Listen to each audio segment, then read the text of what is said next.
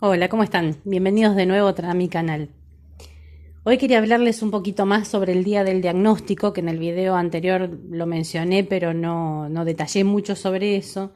Pero no tanto desde el punto de vista médico, digamos, desde los estudios o las cosas que me dijo la doctora, sino desde mis sentimientos, de lo que a mí me generó internamente ese día y a partir de ese día mucho tiempo. En realidad yo en el video anterior decía que ese día me lo había tomado bien, como que estaba tranquila, que no hacía preguntas, que estaba calmada. Y yo creo que eso no es real, que no fue realmente así. Eh, yo aparentaba estar tranquila, pero no significaba que realmente lo estuviera. Creo que lo que pasó ese día fue que quedé en estado de shock porque yo había ido como si fuera una consulta normal, un seguimiento de rutina, nunca me había esperado que pudiera venir semejante diagnóstico ese día, ya como que lo había descartado. Así que me parece que quedé en estado de shock, lo que implicaba que no pudiera ni siquiera registrar los sentimientos que estaba teniendo. Y por otro lado, lo que también me acuerdo de ese día era como un esfuerzo fuerte, forzado, digamos, por tratar de mantener la calma, de no entrar en pánico, de mantenerme tranquila y de transmitírselo, sobre todo a mi familia, a la gente que me quiere, de la forma más tranquila posible, que seguramente no lo logré, ¿no? Pero yo recuerdo como el estar haciendo fuerza para tranquilizar a los demás, para no decirlo como algo terrible, que realmente era lo que yo estaba sintiendo, ¿no? Que era algo terrible. Yo no había visto la resonancia antes de ir a la doctora, la fui a buscar ese mismo día y mi intención era no abrirla. Pero bueno, ese día mi pareja me había acompañado, me iba a acompañar a la consulta y me dijo, bueno, si no lo quería abrir, qué sé yo, y lo abrimos. La cuestión es que ahí yo me entero un rato antes, una hora antes de entrar al consultorio, de que había una lesión nueva, lo cual, por supuesto, me angustió, me puse a llorar. No sabía qué significaba, no sabía cómo interpretar eso, pero me imaginé que era algo que no era una buena noticia. Después, ya en el consultorio, hubo, bueno, por un lado esto que yo les contaba el otro día de que yo no hacía preguntas, rarísimo, yo en realidad no sabía nada de la enfermedad, tendría que haber hecho un montón de preguntas. Pero si bien no sabía nada, yo sí tenía un prejuicio que para mí era indiscutible y era que sí o sí, tarde o temprano, iba a tener una discapacidad. Entonces estaba tan convencida de eso y de que eso iba a ser así que no tenía preguntas, como que no tenía dudas, estaba convencida de que era así, de que iba a ser así. Creo que eso fue lo que me pasó en ese momento, aparte del estado de shock, ¿no? Pero como de no preguntar porque yo estaba sin saber nada, absolutamente convencida de que esto era terrible. Entonces, ¿para qué lo iba a preguntar? Después la otra cosa que me pasó en ese momento, que por supuesto ese día no llegué a registrar mucho, me fue cayendo la ficha los días siguientes, fue el terror por el tratamiento. La doctora me había explicado que me iba a dar uno de los tratamientos, Copaxone, que es inyecciones 3 veces por semana. Y bueno, yo siempre le tuve mucho miedo, mucha impresión a las inyecciones, así que eso fue también un tema que me llevó un tiempo, digamos, poder tomármelo con calma y con naturalidad. Fue como en el momento de mucho susto. Si bien yo en ese momento no entendí que las inyecciones me las iba a tener que poner yo, creí que me las iba a poner alguien. Cuando caí que me las tenía que poner yo, peor. Y después la situación que yo creo que en ese momento fue la que yo viví con más angustia, es la que tiene que ver con la maternidad. Les explico porque yo en el video anterior sobre el proceso de diagnóstico no lo conté porque en realidad no era algo que tuviera que ver específicamente con el diagnóstico, pero durante todos esos meses que yo estuve haciéndome estudios para saber qué tenía, yo me enteré que estaba embarazada, accidentalmente, no lo estábamos buscando con mi pareja, pero me enteré que estaba embarazada y a las poquitas semanas me enteré que estaba perdiendo el embarazo. No sé si vale la pena contar mucho de detalles sobre esa situación, pero sí que para mí fue emocionalmente devastador. Yo estaba feliz con la posibilidad de tener un hijo y fue terrible. Me tenía más angustiada la pérdida del embarazo que el no saber qué tenía. Así que esos meses fueron difíciles en ese sentido.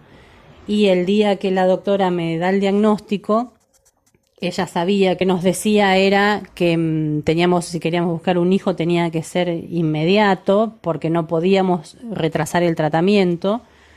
En ese momento el tratamiento que ella me daba, no, por lo menos en mi país, no era posible aplicarlo durante el embarazo. Ahora sí, ahora está permitido, pero en ese momento no se podía. Entonces yo, si estaba buscando un hijo y quería quedar embarazada, no podía empezar el tratamiento. Entonces tenía que hacerlo ya, lo cual en una pareja que era muy nuevita y que evidentemente no venía bien, de hecho una pareja que terminó a los pocos meses de eso, una cosa era un embarazo accidental que aceptábamos y que habíamos decidido afrontar con alegría, pero otra cosa era ya como una decisión de buscarlo. Entonces era obvio que no, que eso era irracional en ese momento, en ese contexto en el que estábamos y en la situación de pareja también en la que estábamos. No es que éramos una pareja consolidada que ya estaba pensando en la posibilidad de tener un hijo. Lo cual para mí significó en ese momento creer que la maternidad quedaba descartada para siempre, que obviamente no es así, lo cual hizo todavía más terrible el diagnóstico, ¿no? Más trágico para mí. Y ese día, entre las reacciones que tuve, los sentimientos que tuve y las reacciones, la primera, la que se hizo más evidente porque mi pareja me había acompañado, fue la de la furia, el enojo, la bronca o como quieran llamarle. Yo salí del consultorio primero diciéndole a él que si quería dejarme, se quería ir, que lo hiciera tranquilo, que no pasaba nada, que yo no lo iba a juzgar, no lo iba a culpar, que se quedara tranquilo. Bueno, por supuesto me dijo que no se iba a ir por la enfermedad, y a los 2 minutos de eso empecé a pelear. Así que el rato que estuvimos juntos después del consultorio fue todo el tiempo discutiendo. Yo alterada, peleando por cualquier cosa, sin registrar, ¿no? Que en realidad lo que me enojaba era el diagnóstico, no él en ese momento. Pero bueno, me enojaba con él porque era el pobre que tenía más a mano. Y después de ahí venía la situación de decírselo a mi familia.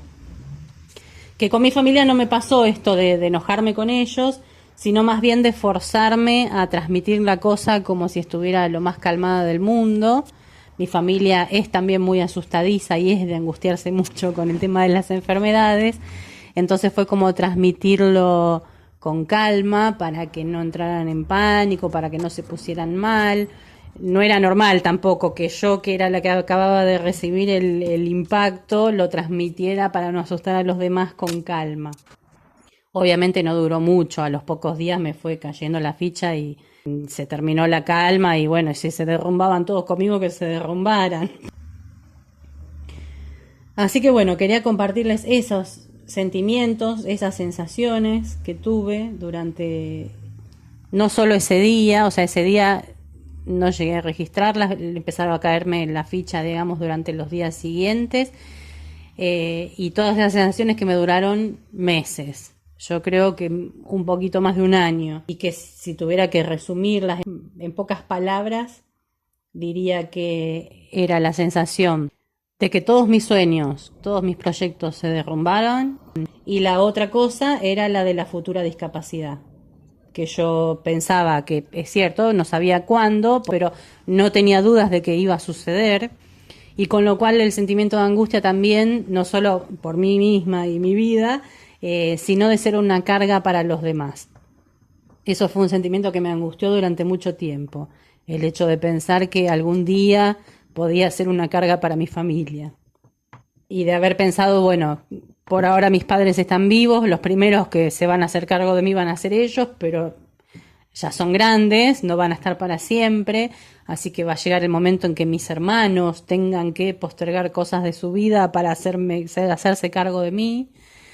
Y lo que peor me angustiaba era pensar que el día de mañana, cuando mis hermanos tampoco estuvieran o ya no estuvieran en condiciones de hacerse cargo de mí, iban a tener que ser mis sobrinas las que lo hicieran. Pensar esas cosas me derrumbaba completamente, me angustiaba mucho. Era algo en lo que no podía dejar de pensar, como que era un pensamiento que estaba permanentemente. Por suerte, con el tiempo y con la terapia, esas cosas se van modificando, o sea, los pensamientos de uno se pueden ir modificando y dejar de pensar que lo más trágico es lo que realmente va a suceder.